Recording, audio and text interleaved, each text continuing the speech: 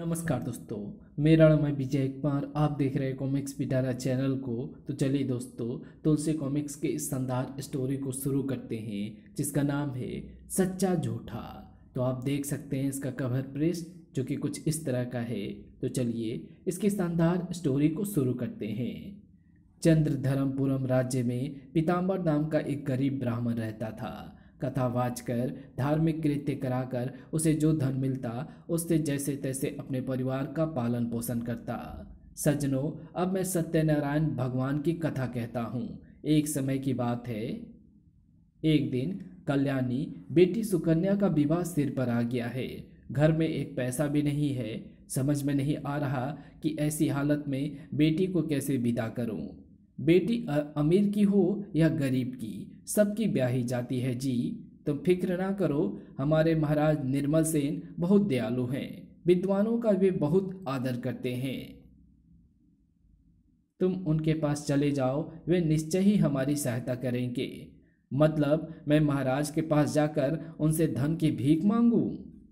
इसे आप भीख मांगना क्यों कहते हो जी? राजा का काम है देना और ब्राह्मण का काम है लेना। आप एक अच्छे काम के लिए मांगेंगे तो इसमें संकोच की क्या बात है?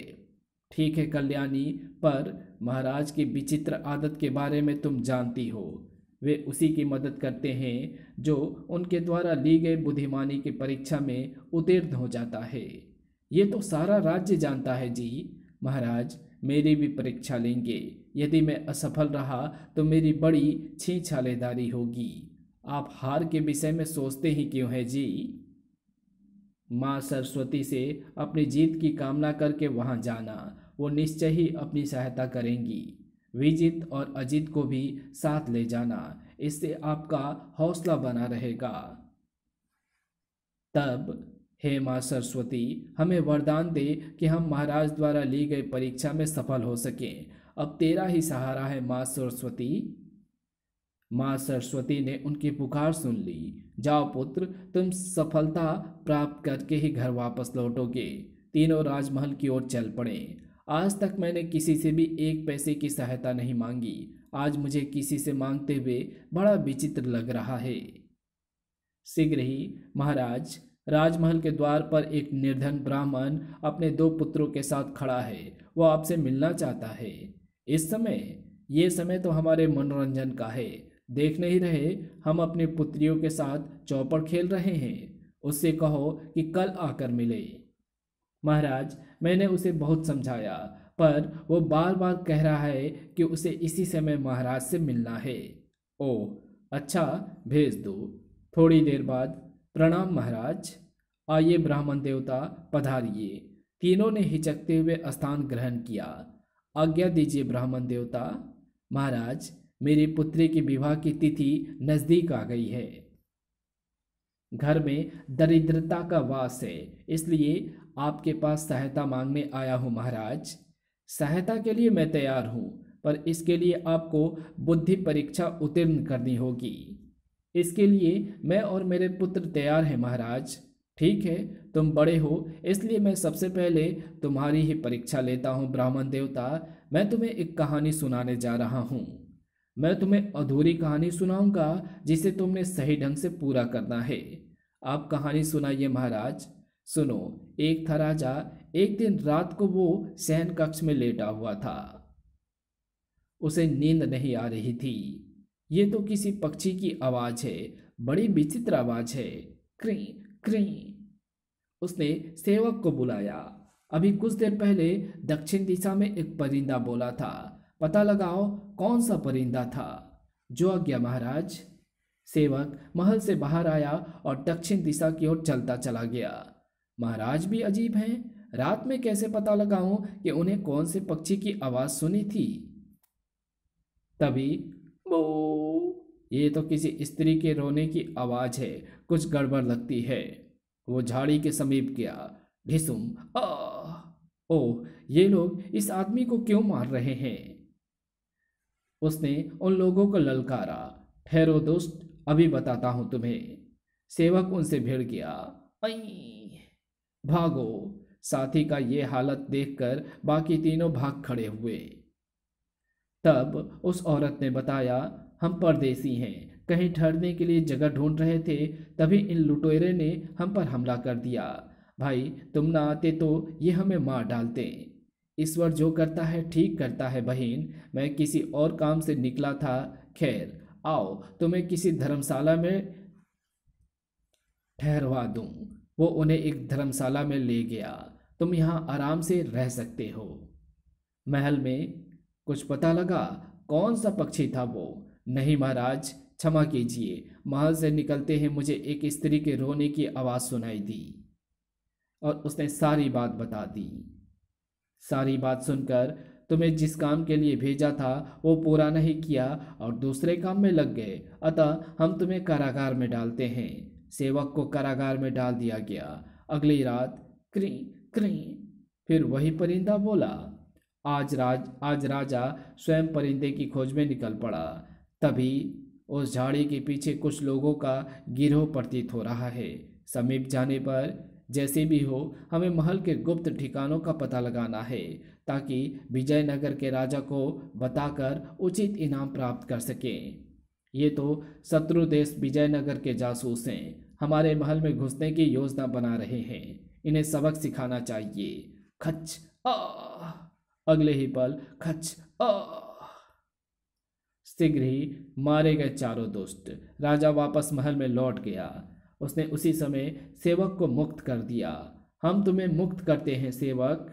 ब्राह्मण देवता, जब राजा सेवक को एक बार दंड दे चुका था तो फिर उसने उसे मुक्त क्यों किया, बता सकते हो? अभी बताता हूँ महाराज। राजा ने सेवक को मुक्त करते हुए उससे कहा, सेवक तुम निर्दोष हो। परिंदे का पता लगाने हम स्वयं भी गए थे। शत्रुओं के गुप्तचरों का भांडाफोड़ तो कर सके, मगर परिंदे की जानकारी प्राप्त करनी रह गई। समय और स्थितियों को देखकर चलना पड़ता है। वही तुमने किया था सेवक। मान गए ब्राह्मण देवता, तुमने सही प्रकार से कहानी को पूरा किया। हम तुम्हारी इच्छा अवश्य पूरी करेंगे। अब राजा ने विजित से कहा, तुम परीक्षा देने को तैयार हो युवक? हाँ महाराज। तो सुनो, खेड़ा गांव का मुखिया हरसुख बहुत ही बुद्धिमान था। वो रोज गांव वालों से नए एवं अनोखे प्रश्न पूछता था। बिरजू नामक लड़का उसके हर प्रश्न का उत्तर बड़ी सूझबूझ से देता था। एक दिन, क्या कोई ऐसे दो व्यक्तियों को ला सकता है जिनमें एक ने कभी सच ना बोला हो और दूसरे ने झूठ? मैं ला सकता हूँ ऐसे आदमी को मुखिया जी। अगले दिन, बिरजू, क्या तुम दोनों लोगों को ले आए? जी मुखिया जी, लेकिन तुम्हारे साथ तो एक ही आदमी है, दूसरा कहाँ है? क्षमा कीजिए मुखिया जी, आपके प्रश्न के मुताबिक दोनों व्यक्तियों के गुण इस आदमी में मौजूद हैं। कहीं तुम बौरा तो नहीं गए हो बिरजू? भला कोई आदमी एक साथ सच और झूठ बोलने वाला कैसे हो सकता है? ऐसा ही है मुखिया जी। युवक, क्या तुम बता सकते हो कि बिरजू अपनी बात पर क्यों अड़ा हुआ था कि एक ही आदमी में सच बोलने तथा झूठ बोलने की कला कैसे हो सकती है? हो सकती है महाराज। कैसे? महाराज, बिरजू ने मुखिया से सही कहा था। उसने मुखिया को बताया, मुखिया जी, इस आदमी ने आज तक ना तो झूठ बोला और ना ही सच, क्योंकि ये जन्म से ही गूंगा है। वाह बिरजू, हम तुम्हारे जवाब से बहुत खुश हुए। युवक, जिस बुद्धिमानी से तुमने कहानी पूरी की उससे हम बहुत खुश हुए। हम तुम्हारी इच्छा भी पूरी करेंगे। अब निर्मल सेन ने अजीत से पूछा, युवक,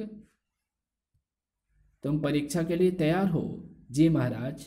तो सुनो, मैं तुम्हें उस समय की कथा सुनाता हूँ जब मानव सभ्यता का विकास हुआ ही था। मानव नए नए आविष्कारों से अपनी सुख समृद्धि में वृद्धि करता चला आ रहा था। उसी काल में एक जुल्हा रहता था, नाम था बीरम। खट खट। उसके दो पुत्र थे, सूरज और चंद्र। उसकी पत्नी का निधन हो चुका था। पुत्रों की देखभाल उसे ही करनी पड़ती। उसके दोनों पुत्र बड़े ही नटखट थे। वे करघे में उलझ जाते। बीरम बड़ी मुश्किल से उन्हें करघे से निकालता। उसकी सारी बुराई नष्ट हो जाती। वो दुखी होकर सोचता, काश इस घर को संभालने के लिए कोई स्त्री होती तो कितना अच्छा होता। बड़े होकर लड़के काम में पिता की सहायता करने लगे। बीरम फिर भी उदास रहता। इस घर में एक स्त्री भी होती तो वो घर को सजा संवार कर रखती। मैं कितना अभागा हूँ। धीरे धीरे दोनों लड़के युवा हो गए। एक दिन, बीरम भाई, सुना है तुम्हारे विवाह योग्य 2 पुत्र हैं। आपने ठीक सुना है शंकर भाई, ये बैठे मेरे दोनों पुत्र सूरज और चंद्र। बीरम भाई, फुलवा चमेली नाम की 2 विवाह योग्य मेरी पुत्रियां हैं। उनका रिश्ता स्वीकार कर लो। नेकी और पूछ पूछ, मुझे दोनों रिश्ते स्वीकार हैं। दोनों का विवाह हो गया। दोनों बहुओं ने अस्त व्यस्त घर को सजाया। यही तो मैं चाहता था। आज मेरे मन की साध पूरी हुई। इस प्रकार खुशियों से भरा 1 वर्ष बीत गया। एक दिन, पिताजी, हमें अपने माता पिता से मिले पूरा 1 वर्ष बीत गया है। हम 1 महीने के लिए उनके पास जाना चाहती हैं। नहीं बहुओं, मैं तुम्हें कहीं नहीं जाने दूंगा। तुम्हारे आने से ये घर बसा है। तुम चली जाओगी तो ये घर फिर उजड़ जाएगा। दोनों अवाक रह गईं। ओह! कुछ दिन और बीत गए। एक दिन, फुलवा बहन, हमें ससुर जी से पुनः अपने माता पिता के पास जाने की आज्ञा मांगनी चाहिए। कुछ दिन पहले हमने इजाज़त मांगी थी तो उन्होंने साफ मना कर दिया था। मुझे दोनों बहुओं को जाने से रोकना चाहिए। मैं उन्हें कुछ अद्भुत एवं असंभव उपहार लाने को कहूँगा। वे ला नहीं सकेंगी और वे अपने माता पिता के पास नहीं जा पाएंगी। उन दोनों को बुलाया। तुम दोनों अपने मायके जा सकती हो। क्या सच पिताजी? हाँ, पर मेरी एक शर्त है। शर्त? हाँ फुलवा बहू, तुम अपने मायके से कागज में आग और चमेली बहू, तुम कागज में हवा लाना। अच्छा पिताजी। मायके जाने की खुशी की ज्यादती के कारण दोनों ने उपहारों की विचित्रता एवं मुश्किल पर ध्यान ना दिया। एक बात और ध्यान रखना, अगर तुम दोनों ये उपहार नहीं लाई तो इस घर की ओर रुख भी ना करना। जी पिताजी। वे उसी दिन मायके चली गईं। बीरम फिर उदास रहने लगा। क्या बहुएं ये विचित्र उपहार ला सकेंगी? यदि नहीं ला सकी तो वे घर में आएंगी नहीं, और ये घर पुनः उजाड़ उजाड़ हो जाएगा। वे दोनों मायके पहुंची। फुलवा चमेली, तुम? माँ। दोनों माँ से लिपट गई। मायके में 1 महीना कब बीत गया पता ही नहीं चला। माँ, हम ससुर जी से 1 महीने की अनुमति लेकर आई थी। अब हमारे वापस लौटने का समय हो गया है। अच्छा बेटी। तभी फुलवा को याद आया। ओह, पर मुझे तो ससुराल में कागज में आग ले जाना है। माँ, ये क्या कह रही है तू? भला कोई कागज में आग ले जा सकता है? कागज जल नहीं जाएगा। माँ, मुझे कागज में हवा ले जानी है। ये क्या अनसन बक रही हो तुम दोनों? हम ठीक कह रही हैं माँ। ये उपहार लेकर ही हम ससुराल में प्रवेश कर सकती हैं, अन्यथा नहीं। ओह, उस समय तो हमने उपहारों की विचित्रता पर ध्यान ही नहीं दिया, पर अब महसूस हो रहा है कि बिना सोचे समझे हमें ससुर जी से हाँ नहीं कहनी चाहिए थी। तुम दोनों ने तो मुझे धर्म संकट में डाल दिया है। ऐसे कागज भला कहाँ मिलेंगे? कुछ भी करो माँ, पर हमारी समस्या हल करो। तभी, क्या बात है, तुम तीनों परेशान लग रही हो? बात ही कुछ ऐसी है पिताजी। फुलवा ने सारी बात बता दी। सारी बात सुनकर, तुम फिक्र ना करो, मैं तुम्हें मतई प्रधान के पास ले चलता हूँ। वो बहुत विद्वान है, निश्चय ही वो तुम दोनों की समस्या को हल कर देंगे। शंकर दोनों बेटियों को मतई प्रधान के पास ले गया। आओ शंकर भाई, कैसे आना हुआ? प्रधान जी, तुम बस्ती के सबसे बुद्धिमान व्यक्ति हो। मेरी बेटियों की समस्या तुम ही हल कर सकते हो। क्या समस्या है शंकर भाई? इसकी ससुर ने फुलवा को कागज में आग तथा चमेली को कागज में हवा लाने को कहा है। क्या ऐसा हो सकता है प्रधान जी? क्यों नहीं शंकर भाई, इंसान चाहे तो क्या नहीं कर सकता। तो जल्दी से समस्या हल कीजिए प्रधान जी, तुम्हारा बड़ा उपकार होगा। युवक, क्या तुम बता सकते हो कि मतई ने समस्या का समाधान कैसे किया? निर्मल सेन का कथन सुनकर अजीत सोच में पड़ गया। कुछ देर बाद, मतई प्रधान वाकई बहुत विद्वान था महाराज। उसने फुलवा और चमेली की समस्या का समाधान इस प्रकार किया। जल्द ही, लो चमेली, इस कागज के डुलाने से हवा आएगी। इस प्रकार इस कागज से तुम अपने ससुर के लिए हवा ले जा सकती हो। चमेली ने उसे डुला कर देखा। सचमुच इस कागज में तो ठंडी हवा भरी हुई है। तभी, बाबा, मुझे भी ऐसी कागज दे दो जिससे मैं आग ले जा सकूं। बेटी, मैं तुम्हारे लिए भी ऐसी वस्तु बनाता हूं। मतई पुनः काम में जुट गया। शीघ्र ही, लो बेटी, कागज के इस कंदील से तुम आग ले जा सकती हो। सचमुच आप बहुत ही विद्वान हैं। आपने हमारी समस्या चुटकियों में हल कर दी। दोनों बहनें पंखा एवं कंदील ले जाकर अपनी ससुराल पहुंची। क्या तुम दोनों मेरे उपहार लाई हो? हाँ पिताजी। पिताजी, ये कागज का कंदील है। दिन के समय हमें इसे द्वार पर लटका देंगे, जिससे घर की शोभा बढ़ेगी, और रात को इसमें दीपक जलाने से ये प्रकाश फैलाएगी। ओह, बहुत सुंदर है। लेकिन बहू, इस घर में तुम्हारी मुस्कान ही प्रकाश देती है। अब चमेली ने कागज का पंखा दिया। पिताजी, इसे अपने चेहरे के पास डुला कर देखो। बीरम ने ऐसा ही किया।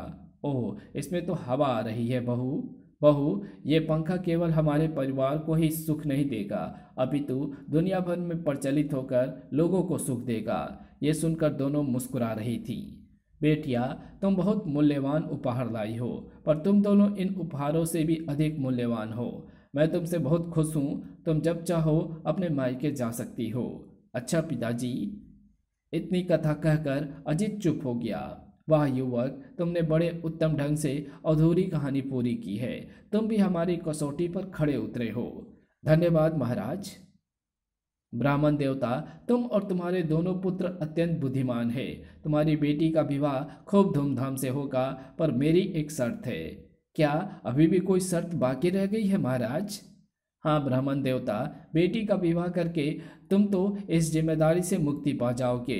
क्या हमें इस जिम्मेदारी से मुक्ति नहीं देना चाहोगे? मैं कुछ समझा नहीं महाराज। मैं आपको कैसे इससे मुक्ति दिला सकता हूँ? तुम्हारे विवाह योग्य दो दो बेटे हैं, फिर भी पूछ रहे हो कि कैसे मुक्ति दिला सकते हो? यह आप क्या कह रहे हैं महाराज? मैं ठीक कह रहा हूँ ब्राह्मण देवता। तुम्हारे दोनों बेटे को हम दामाद बनाना चाहते हैं महाराज। कहाँ राजा भोज और कहाँ गंगू तेली। यह हमारे सोचने की बात है ब्राह्मण देवता। इसकी चिंता तुम ना करो। पीताम्बर ने हिचकिचाते हुए स्वीकृति दे दी। जब महारानी को पता चला, महाराज, आपने ये क्या किया? राज्य के साधारण निर्धन युवकों के साथ राजकुमारी का विवाह तय कर दिया। महारानी, अजीत और विजित निर्धन परिवार से अवश्य हैं, पर वे साधारण नहीं हैं। वे बहुमूल्य नगीने हैं। बुद्धिमानी में उनका कोई सानी नहीं है। वे निश्चय ही हमारी बेटियों के पति बनने योग्य हैं। राजा निर्मल सेन ने पीताम्बर की बेटी सुकन्या का विवाह धूमधाम से राजमहल में ही किया। फिर राजकुमारी पद्मा एवं रत्ना का विवाह अजीत एवं विजित से हुआ। विवाह के बाद, पिताजी महाराज, मैं आपसे कुछ कहना चाहता हूँ। कहो पुत्र, क्या कहना चाहते हो? महाराज, आप विपत्ति में पड़े लोगों की मदद करते हैं, ये ठीक है, पर सहायता करने से पूर्व उनकी परीक्षा लेना छोड़ दें। अच्छा पुत्र, अब ऐसा ही होगा। इसी के साथ ये कहानी यही समाप्त होती है। तो आपको ये वीडियो कैसी लगी? वीडियो पसंद आई हो तो इस वीडियो को लाइक शेयर कमेंट ज़रूर कर देना। चैनल पे नए हो तो चैनल को सब्सक्राइब कर ऑल नोटिफिकेशन को सेलेक्ट ज़रूर कर लेना। Thanks for watching my videos.